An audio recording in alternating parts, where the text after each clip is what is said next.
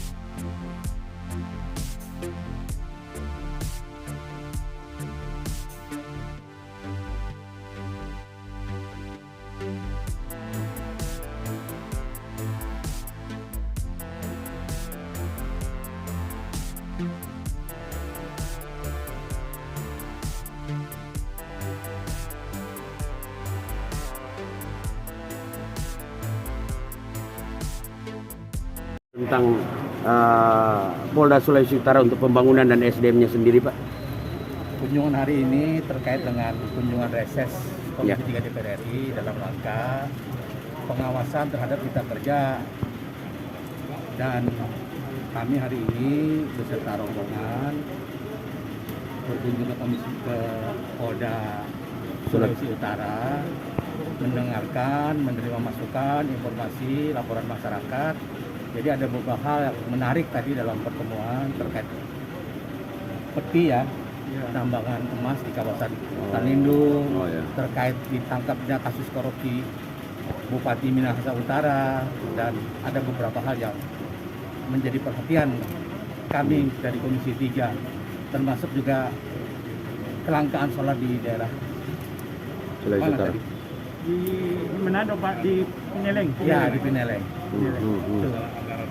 Nah, terkait anggaran kami juga meminta kepada Pak Kapolda untuk ke depan kami akan memperjuangkan nanti kepada Pak Kapolda biar anggaran di Sulawesi Utara Polda ini bisa ditingkatkan lagi. Ya. Mungkin yang bicarakan tadi Pak, mungkin apa yang menjadi harapan ke depan untuk Polda Sulu dalam mungkin menangani kasus seperti kasus tanggapannya seperti dan harapan kami pertama terkait dengan penanganan COVID cukup bagus. Tadi kami sudah diskusi dengan Pak Kapolda bahwa masyarakat Sulawesi Utara yang sudah divaksinasi kurang lebih 40% dan sudah turun pada level 2 ya Pak Kapolda ya. Dan ini harus terus dipertahankan, kalau perlu ditingkatkan. Mudah-mudahan ini sudah level 1 hijau.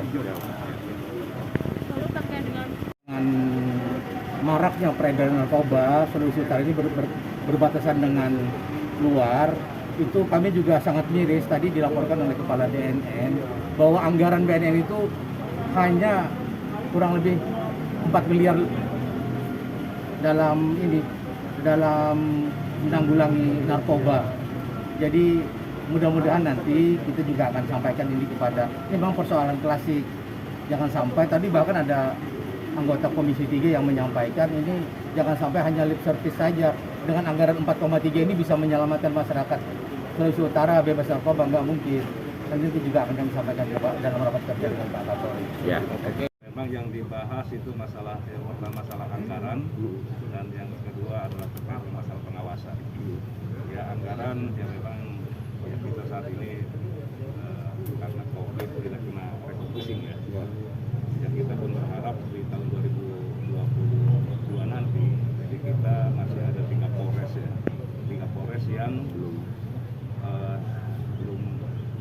pasti, tapi kami yakin dalam hati Mabes Polri akan memperhatikan terkait masalah pembangunan 3 Polres tersebut. Kemudian memang ada beberapa penambahan yang kita usulkan kepada Mabes Polri dalam hal kegiatan ini Polda ya, kegiatan Polda dalam hal pelaksanaan operasional. Nah kemudian masalah pengawasan memang ada beberapa permasalahan kemarin tadi disampaikan, memang masalah terkait masalah seperti yang kasus yang terjadi di BDL kemarin ya. Jadi masalah BDL ini ya di mana ada satu masyarakat kita yang meninggal. Dalam hal ini kami sudah memerintahkan gabungan, sudah membentuk tim gabungan ya, baik dari Polda, Polres Bomong dan Polres Kota Bandung ya. Jadi sampai saat ini sudah 23 yang kami periksa dan tinggal sudah mengarah kepada para tersangka ini ya. Jadi kami belum dapat saya sampaikan karena ini masih dalam rangka penyelidikan, tetapi sudah arahnya sudah semakin jelas gitu dalam hal terkait masalah kasus Bomong. Kemudian juga hal-hal lain ya terkait dengan masalah permasalahan karena wilayah Sulawesi Utara ini merupakan daerah perbatasan tadi. Ini dimungkinkan ada masih rawan penyelundupan. Makanya tadi kami sampaikan masalah juga dari BNN sudah menyampaikan kami akan terus meningkatkan khususnya dalam hal pengawasan perbatasan. Kerjasama kami dengan TNI tentunya akan kami tingkatkan kembali. Itu beberapa hal yang terkait hal lain masalah ini ya. Tadi yang ditanyakan juga masalah COVID.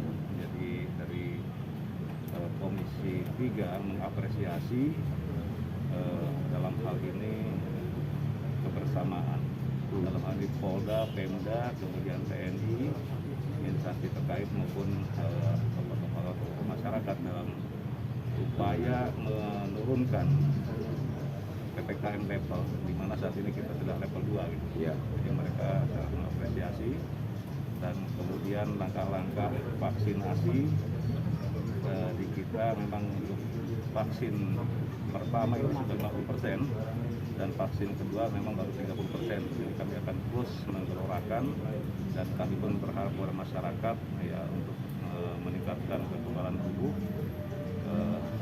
kekebalan ini ya, herd community ya, kekebalan kelompok ini ke masyarakat untuk juga bersama-sama dengan kita bahwa ke depan masyarakat pun juga dengan antusiasme masyarakat untuk lebih mendekat kembali dan ya kami harapkan demikian.